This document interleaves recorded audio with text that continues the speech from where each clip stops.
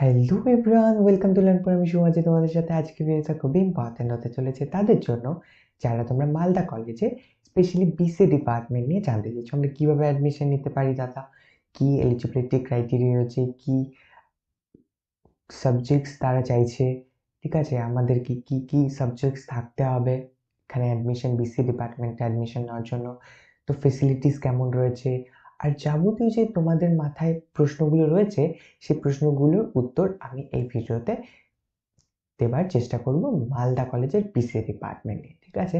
তো এই ভিডিওটা আবারও বলছি, স্পেশালি হতে চলেছে মালদা কলেজের ওপর এবং তার স্পেসিফিক্যালি বিসি ডিপার্টমেন্ট নিয়ে, ঠিক আছে। যদি মালদা কলেজে তোমাদের অন্য ডিপার্টমেন্টের ওপরে কোয়ারিজ থেকে থাকে তো প্লিজ কমেন্ট করে আমাকে জানিও যে দাদা এই টপিকের ওপর ভিডিও বানাও বা এই ডিপার্টমেন্ট নিয়ে জানতে চাই, তাহলে আমাদের কমেন্ট করে জানিও। সেই রিকোয়েস্টের ওপর আমাদের টিম আমাদেরকে জানানোর পর আমরা অবশ্যই চেষ্টা করব সেই টপিকের ওপর ভিডিও বানানোর। সো আজকে আমরা বিসি ডিপার্টমেন্টে কথা বলবো, চলো শুরু করা যাক তাহলে। তো এখানেই দেখতে পাচ্ছ আমরা মালদা কলেজের ডিপার্টমেন্টের ওয়েবসাইটে রয়েছি।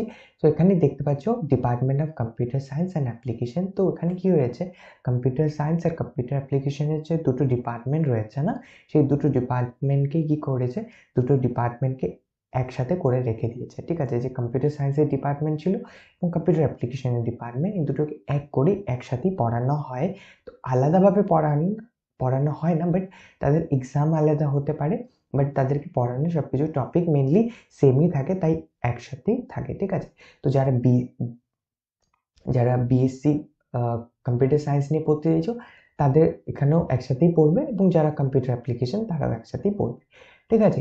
এলিজিবিলিটি ক্রাইটেরিয়ার মধ্যে একটু ডিফারেন্সেস রয়েছে, তাছাড়া খুব একটা ডিফারেন্স দুটো ডিপার্টমেন্টের মধ্যে নেই, তাই এনারা হয়তো একসাথেই পড়াচ্ছেন এখানে, ঠিক আছে। এটা ডিপার্টমেন্টের বিসিএ ডিপার্টমেন্টের মেনলি পেজ। তো এখানে দেখতে পাচ্ছি ডিপার্টমেন্টাল পেজ, আর এখানে যে তথ্য লেখা রয়েছে নেম অফ দ্য ডিপার্টমেন্ট, এটা অফিসিয়াল ওয়েবসাইটেই আমি তোমাদেরকে দেখাচ্ছি।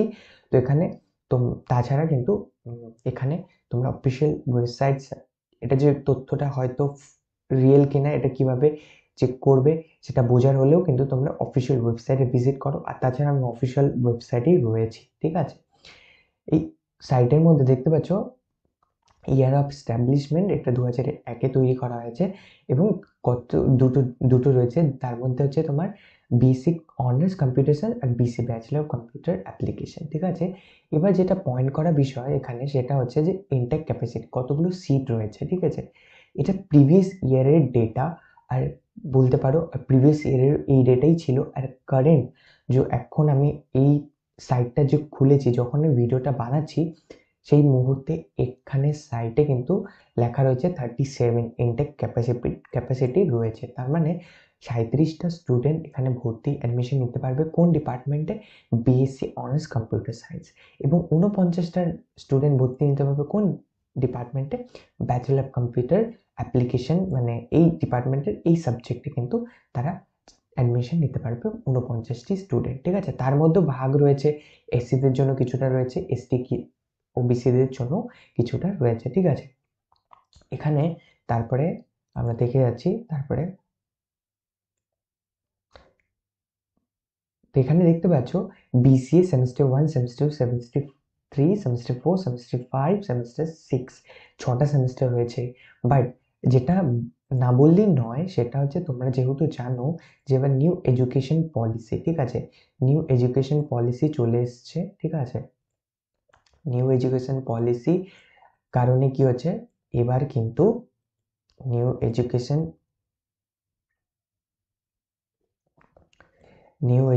পলিসির কারণে এবার যে সেমেস্টার প্রত্যেকটা মানে যে 3 ইয়ার্সের কোর্সগুলো ছিল, বিসিএ কিন্তু একটা 3 ইয়ার্সের কোর্স ছিল, 3 ইয়ার্সের কোর্স, ঠিক আছে। জানো semester 1, semester 2, semester 3, semester 4, semester 5, semester 6 ছিল, ঠিক আছে।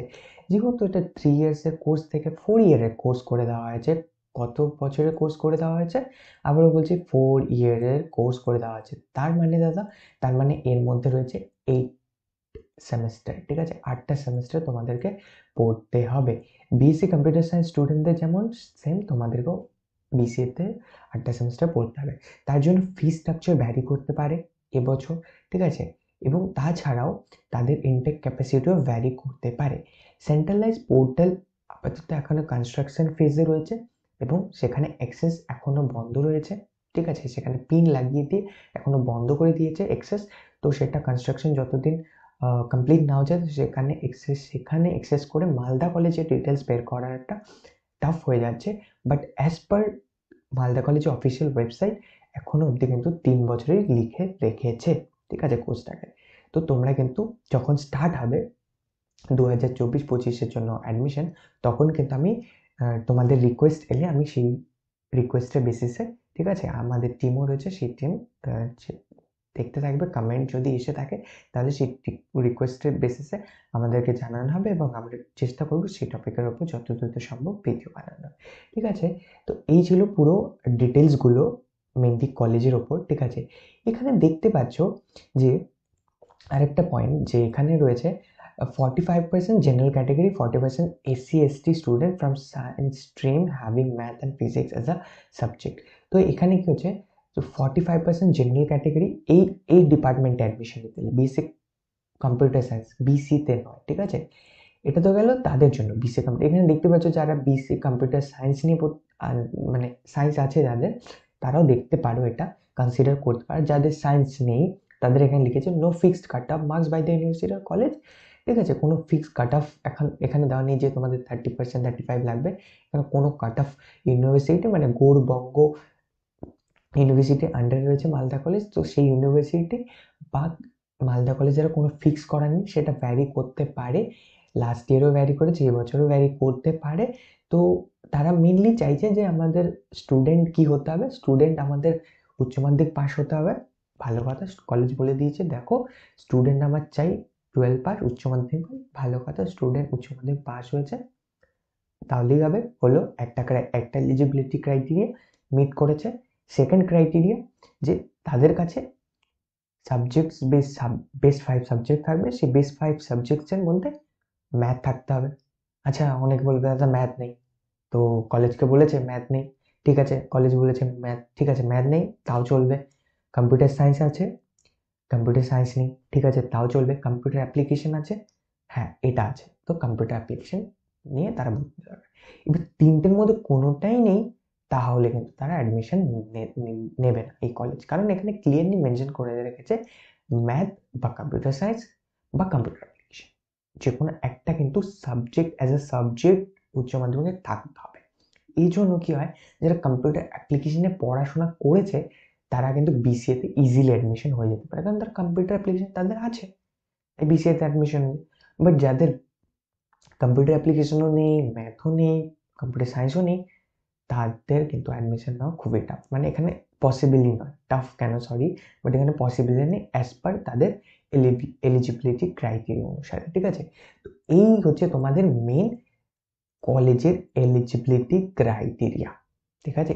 এখন আমি যখন ভিডিও বানাচ্ছি, আবার বলছি, এখন যখন ভিডিও বানাচ্ছি সেই আজকে হচ্ছে তোমার 25 তারিখ, এই 25 তারিখ কিন্তু 2024-এর 25 তারিখ মার্চ মাসের এই অবধি কিন্তু যে কলেজে আপডেট, এই ডিটেলস আপডেট এখনো যা হয়েছে আপডেট করা হয়েছে কি হয়নি সেটা সেকেন্ড পরের বিষয়, বাট এখনো সাইটের মধ্যে এই ডিটেলস দেওয়া রয়েছে, ঠিক আছে। এই ডিটেলস অনুসারে কিন্তু তোমাদের এই এলিজিবিলিটি ক্রাইটেরিয়া রয়েছে BCA ডিপার্টমেন্টে অ্যাডমিশন নেওয়ার জন্য, ঠিক আছে।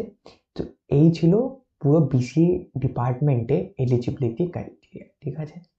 সিট ইনটেক ক্যাপাসিটি কত রয়েছে সেটাও বলে দিয়েছি। এখানে স্পেশালি এখানে ক্যাটেগরি ওয়াইজ কোনো নাম্বার বলা নেই, কাট অফ কোনো কিছু নেই, সেটা ভ্যারি করবে কতগুলো স্টুডেন্ট করেছে এবং কতজনকে নিতে পারছে, ঠিক আছে। তো এই বছরের প্রসেসটা অনেকটা আলাদা হতে চলেছে, কারণ এবছর 4 বছরের হয়ে গেছে। তারপরে নতুন সেন্ট্রালাইজ পোর্টাল এসেছে যার মাধ্যমে তোমার সেন্ট্রালাইজ ভাবে অ্যাপ্লাই করতে পারবে। তাছাড়া এলিজিবিলিটি ক্রাইটেরিয়া এবছর ভ্যারি করতে পারে যখন স্টার্ট হবে, ঠিক আছে, প্রসেস। তো ফি স্ট্রাকচার ভ্যারি করতে পারে, কারণ 4 বছরের হয়ে গেছে, ঠিক আছে, বুঝতে পারছো, 4 বছর তোমরা একটা কলেজে পড়াশোনা করবে, 4 বছর একটা এক্সপেন্সেস রয়েছে। তো তার কারণে ফি স্ট্রাকচার কিন্তু প্রিভিয়াস ইয়ারের তুলনায় বাড়তে পারে, বেড়ে যাওয়ার সম্ভাবনা রয়েছে, 4 বছরের হয়ে গেছে এই কারণে। আর তাছাড়াও সেন্ট্রালাইজ পোর্টাল হয়ে গেছে, তো এই পোর্টালের মাধ্যমেও ভর্তি নাও হতে পারে। তো তোমাদেরকে কন্টিনিউয়াসলি ফলো করতে থাকতে হবে। তাছাড়া যখন প্রসেস স্টার্ট হয়ে যাবে, তোমাদের আবারও বলছি রিকোয়েস্টের ওপরে আমরা ভিডিও বানানোর চেষ্টা করব, ঠিক আছে? তো আমাকে একটা ভাই রিকোয়েস্ট করেছিল যে দাদা মালদা কলেজের ওপরেও বিসি ডিপার্টমেন্ট নিয়ে ভিডিও বানাও। তো সেই ভাইয়ের ডিমান্ড আর রিকোয়েস্ট বলতে পারো, রিকোয়েস্টের উপরে আমরা এই ভিডিওটা বানাচ্ছি। তো আজকের এই ছিল পুরো video BCA college, sorry, Malda কলেজের বিসিএ ডিপার্টমেন্ট নিয়ে, ঠিক আছে? আই হোপ, আশা করি তোমাদের যাবতীয় যে কোশ্চেন্সগুলো ছিল এলিজিবিলিটি ক্রাইটেরিয়া, ইনটেক ক্যাপাসিটি নিয়ে, সেটা তোমাদের দূর হয়ে গেছে। তা আরেকটা কথা বলে রাখছি, এসসি এসটি ক্যাটাগরি ওয়াইজ যে জিনিসগুলো সেটা এখনো মেনশন করা নেই, আর সিটকে কিভাবে ডিভাইড করেছে সেটাও মেনশন করা নেই, ঠিক আছে? যখন সেন্ট্রালাইজ পোর্টাল ওপেন হয়ে যাবে, অ্যাক্সেস করবার অনুমতি দেওয়া হবে সবাইকে, তখন আমি আরও ডিটেলসে এটার উপর ভিডিও বানিয়ে দেবো। তো এই ছিল এখন অবধি বিসিএ ডিপার্টমেন্ট নিয়ে মালদা কলেজের ওপর আলোচনা, ঠিক আছে? তো আজকের ভিডিওতে এখানেই শেষ করছি। আর তোমাদের জন্য, তোমাদের যদি অন্য কোনো কলেজ বা অন্য কোনো ডিপার্টমেন্ট, অন্য কোনো কিছু টপিকের ওপর রিকোয়েস্ট থাকে, তো তোমরা প্লিজ প্লিজ কমেন্ট করে জানিও। আমাদের টিম যত দ্রুত সম্ভব রিভিউ করে আমাদেরকে জানিয়ে দেবে, এবং আমরা সেই টপিকের উপর যত দ্রুত সম্ভব ভিডিও বানানোর চেষ্টা করবো। তাছাড়াও ইনস্টাগ্রাম হ্যান্ডেল ডিসক্রিপশন বক্সে দেওয়াই রয়েছে। কোনো রকমের কোয়ারিজ থাকলে তোমরা ইনস্টাগ্রামে আমাদেরকে মেসেজের মাধ্যমে রিচ আউট করতে পারো। তো এই ছিল আজকের পুরো ভিডিও। আশা করছি তোমাদের খুব খুব ভালো লেগেছে। তো থ্যাংক ইউ ফর ওয়াচিং। ভালো থাকবে, সুস্থ থাকবে। Bye bye, tata, take care.